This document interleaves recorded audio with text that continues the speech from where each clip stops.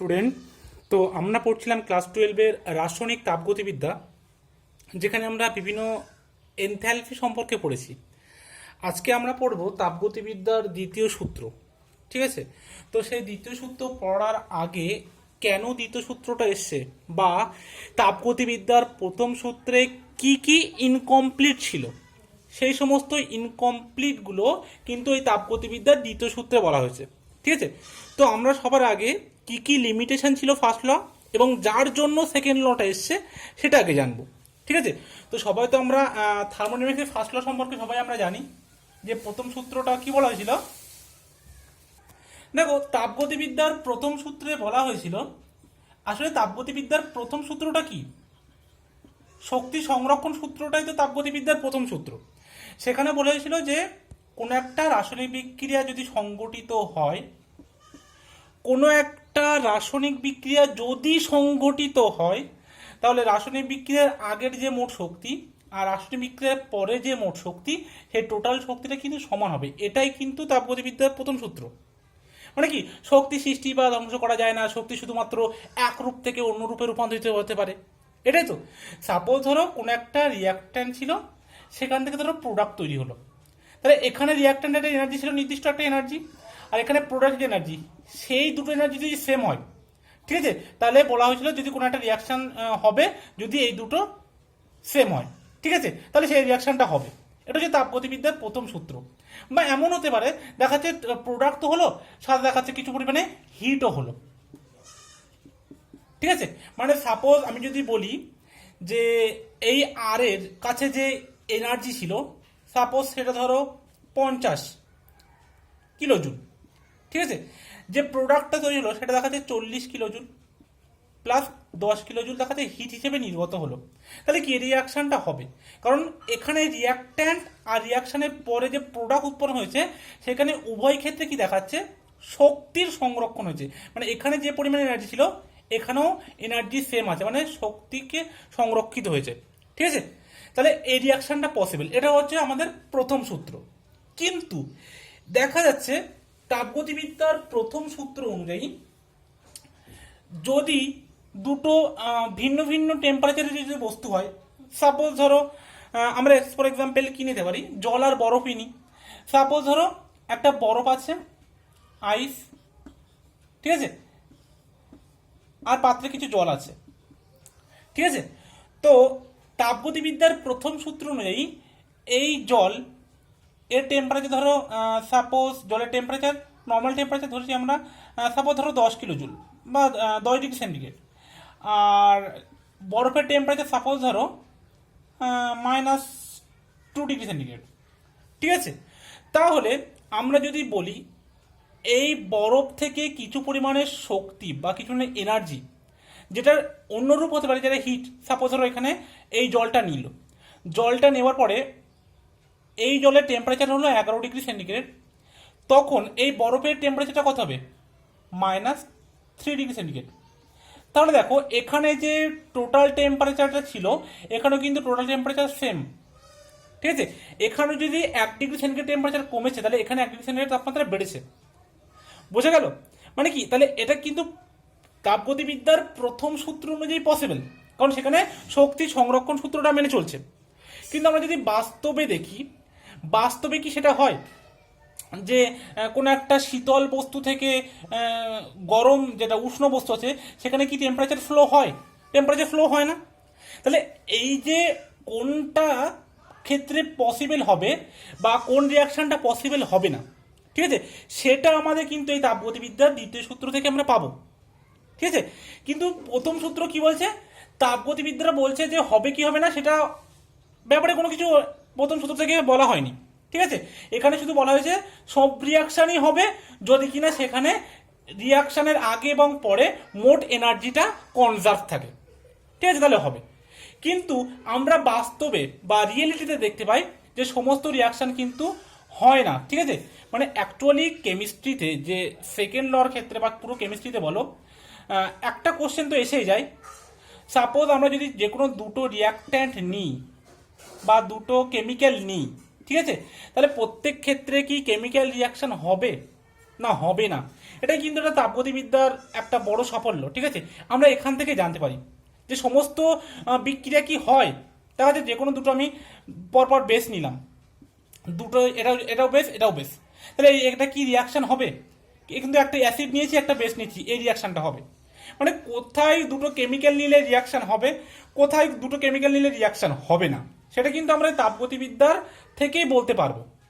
ঠিক আছে, তাহলে আমাদের তাপগতিবিদ্যার প্রথম সূত্র কি কি ইনকমপ্লিট ছিল বা লিমিটেশন কি ছিল সেগুলো আগে জানতে হবে, এবং তার থেকে কিন্তু তাপগতিবিদ্যার দ্বিতীয় সূত্রটা এসছে।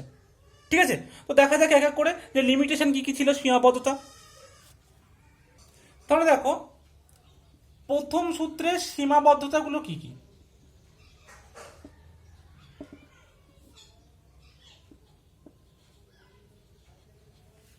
ঠিক আছে, দেখো সীমাবদ্ধতা এক নম্বর যদি আমরা দেখি, কোনো একটা রিয়াকশানে বা কোনো একটা রিয়াকশানের ক্ষেত্রে তাপের যে প্রবাহ, ঠিক আছে, তাপের প্রবাহ কোন দিকে হবে। ঠিক আছে, যে ডিরেকশন, সেই ডিরেকশনের সম্পর্কে কিন্তু ফার্স্ট ল কিছু বলেনি। ঠিক আছে, যেটা আমরা এখানে দেখলাম, এরা বলছে যে ফার্স্ট ল অনুযায়ী যে বরফ থেকে জলে তাপ আসতে পারে বা তাপ নিতে পারে যদি কিনা এখানে রিয়াকশনের আগে আর পরে মোট শক্তি পরিমাণ ফিক্স থাকে। ঠিক আছে, এটা হচ্ছে একটা সীমাবদ্ধ, কিন্তু বাস্তবে কি আমরা দেখি যে বরফ থেকে জল তাপ নিয়ে জল গরম হচ্ছে? হয় না তো এটা। তো এটা ফার্স্ট ল অনুযায়ী পসিবল, কিন্তু আমরা প্রকৃতিতে নেচারে কিন্তু এরকম ভাবে দেখি না। তাহলে কোন দিক থেকে কোন দিকে তাপের প্রবাহ হবে প্রথম সূত্র কিন্তু সেই সম্পর্কে কিছু বলেনি। বা আমরা এই জিনিসটাই বলতে পারি, কোনো একটা রিয়াকশন স্বতঃস্ফূর্ততা, রিয়াকশনের স্বতঃস্ফূর্তভাবে হবে কি হবে না। ঠিক আছে, কি বললাম, কোনো একটা প্রক্রিয়া স্বতঃস্ফূর্তভাবে হবে বা অস্বতঃস্ফূর্ত হবে। ঠিক আছে, প্রক্রিয়া স্বতঃস্ফূর্ত হবে বা অস্বতঃস্ফূর্ত হবে সে সম্পর্কে কিন্তু কোনো কথা এই ফার্স্ট ল থেকে আমরা জানতে পারি না। ঠিক আছে, এবারে স্বতঃস্ফূর্ত প্রক্রিয়া বলতে আমরা কি বুঝি দেখো, স্বতঃস্ফূর্ত প্রক্রিয়া বলতে যদি কোনো একটা নির্দিষ্ট শর্তাধীনে যে সমস্ত প্রক্রিয়া বাহ্যিক কোনো সাহায্য ছাড়াই নিজে থেকে একটা নির্দিষ্ট দিকে, এই যে বললাম ডিরেকশন। ঠিক আছে, ডিরেকশনটা খুব ইম্পর্টেন্ট, যে কোনো একটা প্রক্রিয়া নিজে থেকে একটা নির্দিষ্ট দিকে সংগঠিত হবে বাইরের কোনো সাহায্য ছাড়াই। ঠিক আছে, নির্দিষ্ট একটা শর্তের অধীনে বাহ্যিক কোনো সাহায্য ছাড়াই যে সমস্ত প্রক্রিয়া একটা নির্দিষ্ট দিকে সংগঠিত হয় সেগুলোকেই কিন্তু স্বতঃস্ফূর্ত প্রক্রিয়া বলি। ঠিক আছে, এই স্বতঃস্ফূর্ত প্রক্রিয়াটা একটা তো নিজে থেকে হতে পারে, বা আর একটা হতে পারে যে আমরা কি করব, জাস্ট সূচনার সময় একটা বাহ্যিক ফোর্স অ্যাপ্লাই করব, এক্সটার্নাল ফোর্স। ঠিক আছে, জাস্ট শুরুর সময়, যেমন ধরো কোনো একটা প্রক্রিয়া হচ্ছে না, আমরা জাস্ট প্রথমে প্রক্রিয়াটা শুরু করে দিলাম, তারপর সে নিজে থেকে প্রক্রিয়াটা কন্টিনিউয়াসলি চলতে থাকছে, সেটাকেও স্বতঃস্ফূর্ত প্রক্রিয়া বলি।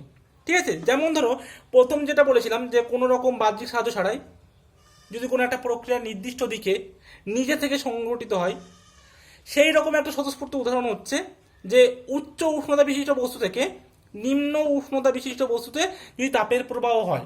ঠিক আছে, মানে আমি কি বললাম, ধরো একটা গরম বস্তু আছে, একটা শীতল বস্তু আছে, তাহলে এটা যদি আমরা পরস্পরের সংস্পর্শে রেখে দিই এক জায়গায়, এরকম ধরো রেখে দিলাম, তাহলে কি হবে, যেটা গরম আছে আর একটা বস্তু ধরো ঠান্ডা আছে, তাহলে এখানে আমাদের কোনো কার্য কিন্তু এখানে করতে হবে না। এখানে কি হবে, গরম বস্তু থেকে মানে যে শীতল বস্তু বা ঠান্ডা বস্তু আছে সেখান থেকে কিন্তু তাপের প্রবাহ নিজে থেকেই হবে। আমাদের এখানে তার জন্য তাপের প্রবাহ করার জন্য বাইরে থেকে কোনো কিন্তু বল প্রয়োগ করতে হবে না। এটা হচ্ছে একটা স্বতঃস্ফূর্ত প্রক্রিয়া। ঠিক আছে, বা আর একটা স্বতঃস্ফূর্ত প্রক্রিয়া যেটা উদাহরণ দিলাম, যে আমাদের শুধুমাত্র সূচনা মানে প্রক্রিয়াটাকে শুরু করার জন্য একটু ফোর্স অ্যাপ্লাই করতে হবে। তার একটা উদাহরণ হচ্ছে দেখো, যদি আমরা ধরো একটা কয়লা নিলাম, ঠিক আছে, কয়লাটাকে আমরা খোলা বায়ুতে রেখে দিলাম, এটা কি বললাম, কয়লা সাপোজ, এটাকে আমরা খোলা বায়ুতে রেখে দিলাম, তাহলে কি এটা কি জ্বলতে শুরু করবে? মোটেই না। কিন্তু যদি আমরা একবার এটাকে ধরিয়ে দিই, ঠিক আছে, কোনো একটা টুকরো করে, তাহলে কি এ কিন্তু যতক্ষণ না পুরো কয়লাটা শেষ হয়ে যাবে ততক্ষণ কিন্তু অটোমেটিক্যালি জ্বলতে থাকবে, মানে আমাদের এখান থেকে ওই হিট প্রডিউস করবে, তাপ উৎপন্ন করতে থাকবে। ঠিক আছে, তো এটাও একটা স্বতঃস্ফূর্ত প্রক্রিয়া।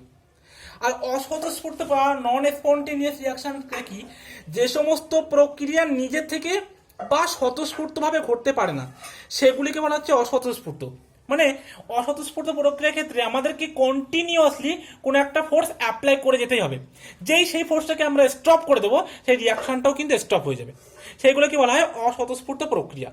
এবার তোমরা এখানে একটা জিনিস লক্ষ্য করবে, প্রকৃতিতে যত সমস্ত, আচ্ছা তার আগে আমরা অস্বতঃস্ফূর্ত একটা প্রক্রিয়ার উদাহরণ বলে দিই। সাপোজ ধরো তুমি কোনো নিচু স্থান থেকে উঁচু স্থানে জল তুলবে, ঠিক আছে, সাপোজ ধরো কোনো একটা বাড়ি আছে, তিনতলা বাড়ি, সেই তিনতলা বাড়ির উপরে জল তুলবে, ঠিক আছে, একতলা থেকে। এবার দেখো তুমি যতক্ষণ এখানে কোনো একটা যন্ত্র বা কোনো একটা মেশিন বা ইঞ্জিনকে চালু রাখবে বা এর উপরে ইলেকট্রিক ফোর্স অ্যাপ্লাই করবে, ততক্ষণ কিন্তু জলটা নিচের থেকে উপরে উঠবে। যেই তুমি ইলেকট্রিক্যাল সুইচটা বন্ধ করে দেবে, মানে ইলেকট্রিক্যাল ফোর্স অ্যাপ্লাই করা বন্ধ করে দেবে, সেই কিন্তু জল আর আপনি নিজে থেকে নিচের থেকে ওপরে উঠবে না। এটা হচ্ছে একটা অস্বতঃস্ফূর্ত বা নন স্পন্টেনিয়াস প্রসেসের উদাহরণ। ঠিক আছে, এবার দেখো প্রকৃতিতে যত সমস্ত স্বতঃস্ফূর্ত বা স্পন্টেনিয়াস প্রসেস হয় সে সমস্ত প্রসেস হবে কিন্তু অপরাবর্ত। অপরাবর্ত মানে কি, দেখো একটা ন্যাচারাল প্রসেসের এক্সাম্পল দিচ্ছি আমি, এগুলো একটু মুছে দিলাম। দেখো ধরো সাপোজ কোনো একটা ঝর্ণা থেকে, ধরো একটা পাহাড় থেকে নিচে জল পড়ছে, ঠিক আছে, তো এই যে ঝর্ণা থেকে জল পড়ছে এটা কি, এটা তো প্রকৃতিতে একেবারে ন্যাচারালি হচ্ছে, ঠিক আছে, এটা তো কেউ করছে না। তাহলে এই যে ঝর্ণা থেকে জলটা যেটা পড়ছে এটা কি, এটা ইরিভার্সিবল প্রসেস। কেন বলছি ইরিভার্সিবল, কারণ এটা অপরাবর্ত প্রক্রিয়া, এই কারণে এই জলটা কিন্তু নিজে থেকে আবার উপরে উঠবে না। কিন্তু এই প্রক্রিয়াটা কি, এটা তো একটা স্বতঃস্ফূর্ত প্রক্রিয়া, কারণ এই প্রক্রিয়াটা জলটা যে ওপর থেকে নিচে পড়ছে এটা তো কোনো বাহ্যিক ফোর্স ছাড়াই হচ্ছে, কিন্তু এই প্রক্রিয়াটা কিন্তু আবার নিজে থেকে এই জলটা নিচে থেকে উপরে উঠবে না। ঠিক আছে, সেই জন্য এটা অপরাবর্ত। পরাবর্ত কোনগুলো, যে প্রসেসটা উভমুখী, মানে এই দিক থেকে যদি এইদিকে যদি ঘটে কোনো একটা প্রক্রিয়া, এই দিক থেকে এদিকে ঘটতে পারে, ঠিক আছে, তাহলে সেটাকে বলবো পরাবর্ত। কিন্তু আমরা দেখছি প্রকৃতিতে যত সমস্ত স্বতঃস্ফূর্ত প্রক্রিয়া ঘটছে সবগুলোই অপরাবর্ত প্রক্রিয়া। ঠিক আছে, দেখো এখানে আর একটা কথা বলে দিই, যে তাপগতিবিদ্যার প্রথম সূত্র অনুযায়ী এমন ইঞ্জিন তৈরি করা সম্ভব যেখানে কিনা আমরা যদি সেই ইঞ্জিনে যতটা পরিমাণে এনার্জি সাপ্লাই করব সে ততটা পরিমাণেই কার্য করবে, ওয়ার্ক করবে। কিন্তু বাস্তবে কি সেটা সম্ভব? বাস্তবে কিন্তু সেটা সম্ভব নয়। কারণ কি, দেখো আমরা যদি কোনো একটা ইঞ্জিনে যতটা পরিমাণে এনার্জি দেব সেটা কিন্তু পুরোপুরিটা ওয়ার্কে কনভার্ট হবে না, কারণ সেখান থেকে কিছু পরিমাণ এনার্জি লুজ হবে। কি হবে, হয়তো কিছুটা সাউন্ড অনুযায়ী হবে, সাউন্ডের আকারে, ঠিক আছে, বা কিছুটা এনার্জি লাইটের আকারে তোমার লুজ হবে, কিন্তু পুরোপুরি যে এনার্জিটা দিচ্ছি সেই এনার্জিটা পুরোপুরি ওয়ার্কে কনভার্ট হবে না। যেমন ধরো কোনো একটা মোটরের কথা বলি, মোটরে যে পরিমাণে আমরা ইলেকট্রিক ফোর্স অ্যাপ্লাই করি, ঠিক আছে, বা যে এনার্জিটা দিই সেই এনার্জিটা কি পুরোপুরি পরিমাণে কাজে রূপান্তরিত হয় না, এখান থেকে যে সাউন্ডটা বার হয়, ঠিক আছে, বা এই মোটরটা যে পরিমাণে হিট হয়, ঠিক আছে, তাহলে কি কিছু পরিমাণে হিট রিলিজ হচ্ছে, কিছু পরিমাণে হিট সাউন্ডের আকারে বেরোচ্ছে, এবং কিছু পরিমাণে এনার্জিটা ওয়ার্কে কনভার্ট হচ্ছে। তাহলে পুরোপুরিটা কিন্তু আমরা ওয়ার্ক পাচ্ছি না। এটাও কিন্তু একটা তাপগতিবিদ্যার প্রথম সূত্র অনুযায়ী যেটা বলছিল, যতটা পরিমাণে এনার্জি সাপ্লাই করবো আমরা তত পরিমাণে ওয়ার্ক পাবো, কিন্তু বাস্তবে সেটা কিন্তু পসিবল হয় না। ঠিক আছে, এটাও কিন্তু আমরা এখান থেকে দেখলাম। তাই এতগুলো হচ্ছে তাপগতিবিদ্যার প্রথম সূত্রের একটা লিমিটেশন, ঠিক আছে, এবং যার জন্য এসছে আমাদের তাপগতিবিদ্যার দ্বিতীয় সূত্র, যে কিনা বলেছে যে কোনো একটা রিয়াকশন কখন স্বতঃস্ফূর্তভাবে হবে আর কখন স্বতঃস্ফূর্তভাবে হবে না তার একটা ধারণা দিয়েছে। তাহলে আমরা দ্বিতীয় সূত্র থেকে কি জানলাম না, দ্বিতীয় সূত্র থেকে জানলাম যে কোনো একটা রিয়াকশন কখন স্বতঃস্ফূর্তভাবে হবে আর কখন স্বতঃস্ফূর্তভাবে হবে না, ঠিক আছে, এবং স্বতঃস্ফূর্ত প্রক্রিয়া কি সেটাও জানলাম না, যে সমস্ত রিয়াকশনগুলো নিজের থেকে হয়, বা কোনো একটা রিয়াকশনকে আমরা যদি শুরুতে কিছু পরিমাণে এনার্জি সাপ্লাই করি, তাহলে সে নিজে থেকে সেই রিয়াকশনটা বা সেই প্রসেস চলতে থাকে, কিন্তু একটা নির্দিষ্ট শর্তে, ঠিক আছে। এবং তার এক্সাম্পলও কিন্তু আমি দেখেছি। আর অস্বতঃস্ফূর্ত বা যেটা নন স্পন্টেনিয়াস প্রসেস, সেই সম্পর্কে কিন্তু বলেছি যে রিয়াকশনটা স্বতঃস্ফূর্তভাবে হয় না, ঠিক আছে। বা যেটাকে আমরা যদি মানে আমরা যদি শুরুতে কোনো এনার্জি সাপ্লাই করি তাহলেও কিন্তু হবে না, আমাদেরকে কি করতে হবে, সেটাকে কন্টিনিউয়াসলি এনার্জি সাপ্লাই করতে হবে, ঠিক আছে। মানে আমাদের প্রতিনিয়ত এনার্জি দিতে হবে। আমরা যদি এনার্জি সাপ্লাইটা বন্ধ করে দিই তাহলে সেই কিন্তু রিয়াকশনটা বা সেই প্রসেসটাও কিন্তু বন্ধ হয়ে যাবে, ঠিক আছে। যেটা আমরা দেখলাম যে জলটাকে নিচে থেকে উপর তুলতে গেলে যেটা করতে হয়, ঠিক আছে।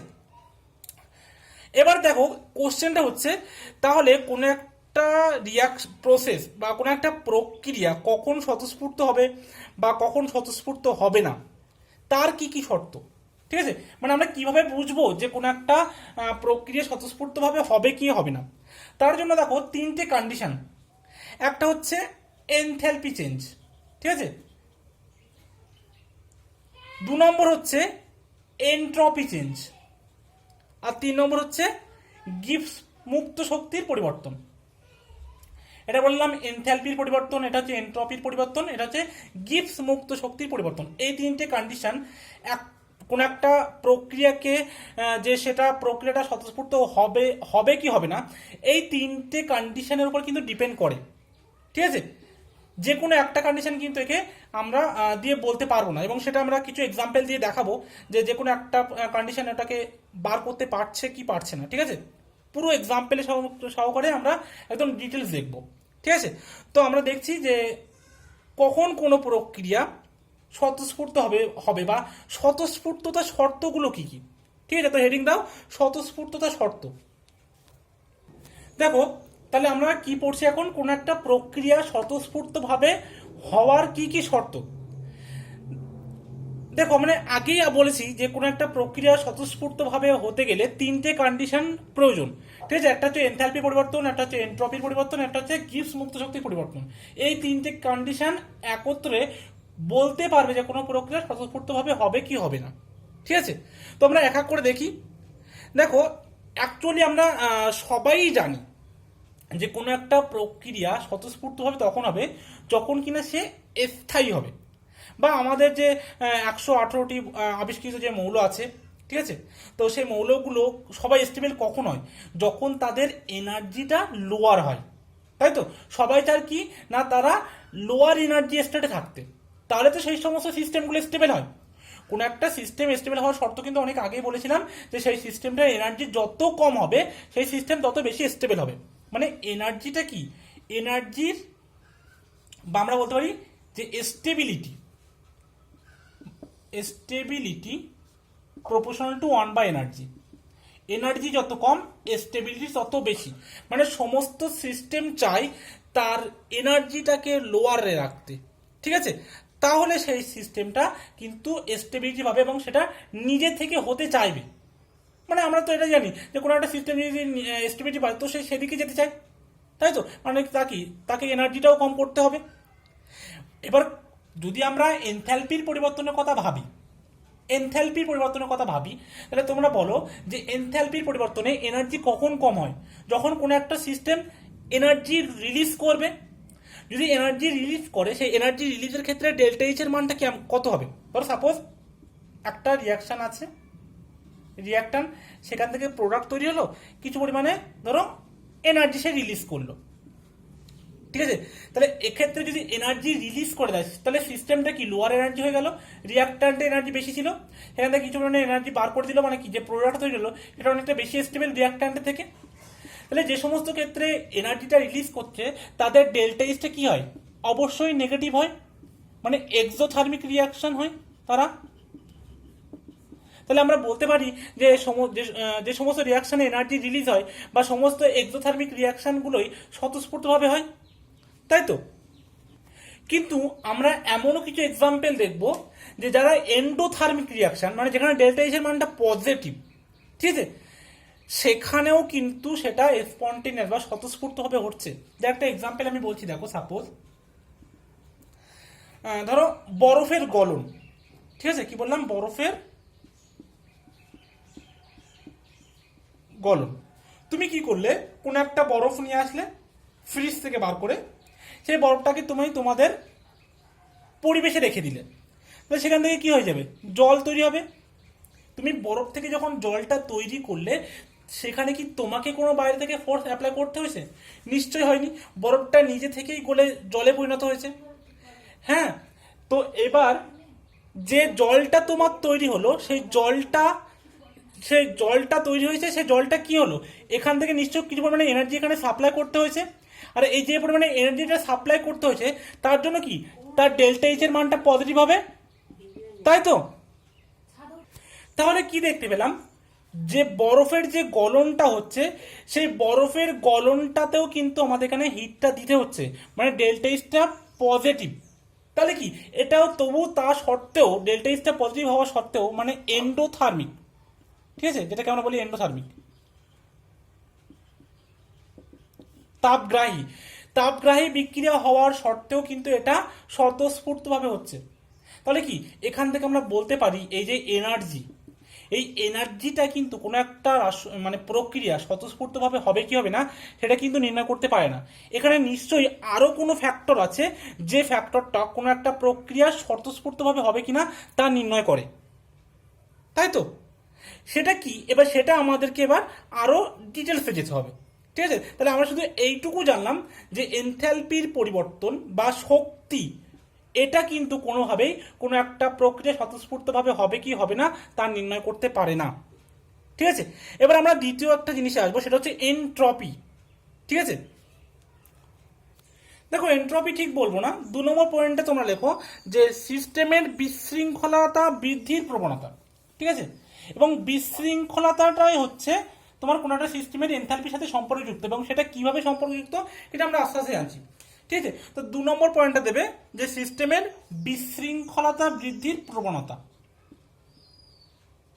সিস্টেমের বিশৃঙ্খলতা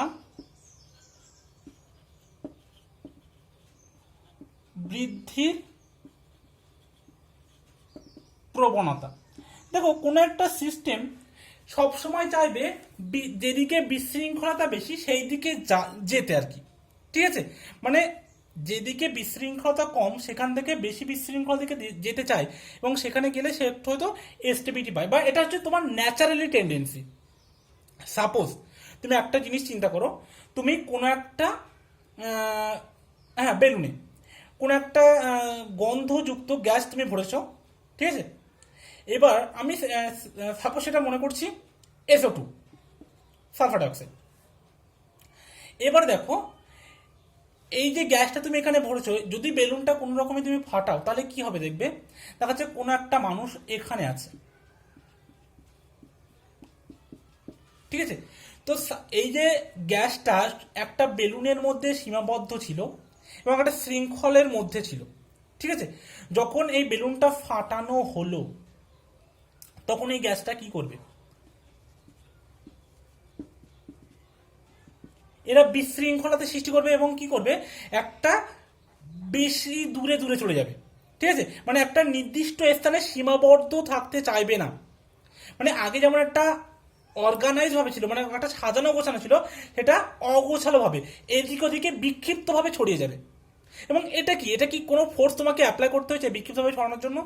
না, এটা কিন্তু ন্যাচারাল টেন্ডেন্সি, ঠিক আছে? তো এটাই হচ্ছে একটা বিশৃঙ্খলতা, কোনো একটা সিস্টেম নিজে থেকে যে বিশৃঙ্খলতা হতে চায় সেটা একটা প্রবণতা, এবং যেখানে দেখবে এই বিশৃঙ্খলতা বাড়ছে, ঠিক আছে, তারা কিন্তু স্বতঃস্ফূর্তভাবে হতে চায়। এবং এনট্রপি, যে জিনিসটা তোমাদেরকে বলতে চাইছিলাম, এনট্রপিটা হচ্ছে এই বিশৃঙ্খলতার পরিমাপক। বুঝে গেল?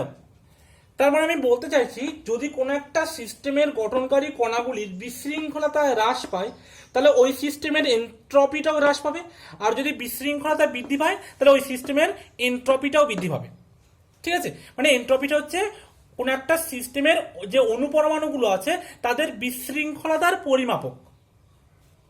দেখো, বিশৃঙ্খলতার আরো একটা ভালো এক্সাম্পল দেওয়ার চেষ্টা করছি, দেখো যদি ব্যাপারটা বোঝা যায়। সাপোজ ধরো তুমি দুটো পাত্রে দুটো আলাদা আলাদা গ্যাস রেখেছো, ঠিক আছে? এগুলো হচ্ছে গ্যাসের মলিকিউল। এখানে আর একটা পাত্র নিয়েছে যেখানে গ্যাসের মলিকিউলগুলো আছে। যখন দুটো ডিফারেন্ট পাত্রে তুমি গ্যাসের মলিকিউলগুলোকে রাখলে এবং রাখার পর তুমি যখন এই গ্যাস দুটোকে কোনো একটা পাইপ দ্বারা জুড়ে দিলে, তাহলে দেখো কি হবে। তাহলে ওরা কি করবে, ন্যাচারালি এই গ্যাসগুলো এদিকে আসবে, এই গ্যাসগুলো এদিকে যাবে, গিয়ে হবে নিজেদের মধ্যে একটা র্যান্ডমলেসলি মানে বিশৃঙ্খলভাবে মিশে যাবে। কিন্তু যদি তুমি আবার এই দুটো সিস্টেমকে বন্ধ করে দাও কোনো রকম ভাবে, তাহলে কি এই কণাগুলো যেগুলো এ কণা ছিল শুধু, এগুলো কি আবার এই পাত্রে নিজে নিজে ফিরে আসবে? আর যে বি কণাগুলো ছিল সেই কণাগুলো কি আবার এই পাত্রে নিজে নিজে ফিরে যাবে? নিশ্চয়ই যাবে না। মানে কি কোনো একটা সিস্টেম এটা কি স্বতঃস্ফূর্তভাবে হচ্ছে না। তাহলে কোনো একটা সিস্টেম চায় যে ওটা বিশৃঙ্খলভাবে থাকতে, ন্যাচারালি, এটা হচ্ছে ন্যাচারাল টেন্ডেন্সি। ঠিক আছে, তো আমরা দেখেছি কোনো সিস্টেমের যদি বিশৃঙ্খলতা বৃদ্ধি পায়, এবং বিশৃঙ্খলতা ডাইরেক্টলি কার সাথে সম্পর্কিত, এনট্রপির সাথে, তাহলে আমরা বলতে পারি যদি কোনো সিস্টেমের এনট্রপিটা বৃদ্ধি পায় তাহলে সেই সিস্টেমটা স্বতঃস্ফূর্তভাবে ঘটে। বুঝে গেল?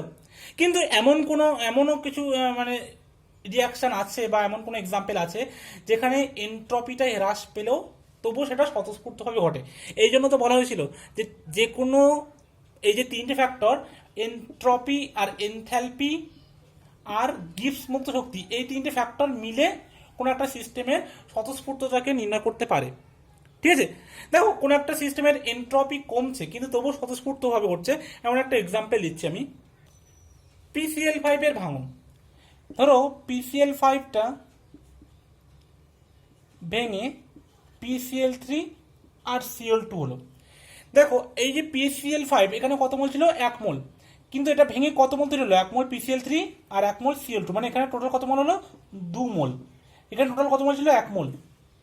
তাহলে কি এনট্রপি আবার একটা পরিমাণগত ধর্ম, তাহলে এখানে যখন মোল সংখ্যা বাড়ছে তাহলে এখানে অনুপরমাণু সংখ্যাটাও বাড়ছে, অনুর সংখ্যা বাড়ছে। তাহলে যদি অনুপরমাণু সংখ্যা যত বাড়বে এখানে কি হবে, বিশৃঙ্খলতাও বাড়বে, এবং বিশৃঙ্খলা যদি বাড়লে তাহলে এনট্রপি বাড়বে। তার মানে এটা কি স্বতঃস্ফূর্তভাবে হওয়ার কথা, কিন্তু না, তবু PCl5টা ভাঙন স্বতঃস্ফূর্তভাবে হয় না। ঠিক আছে, এবং এই এনট্রপিটা হচ্ছে একটা ভীষণ বড় বিষয়, এনট্রপি সম্পর্কে আরও ডিটেল আলোচনা আমরা করব। ঠিক আছে, তো আজকে এই পর্যন্ত থাকছে যে সিস্টেমের বিশৃঙ্খলতা পর্যন্ত। তোমরা বই থেকে তাপগতিবিদ্যার দ্বিতীয় সূত্রটা একবার দেখে নেবে, যদি কোনো বুঝতে প্রবলেম হয় অবশ্যই বলবে।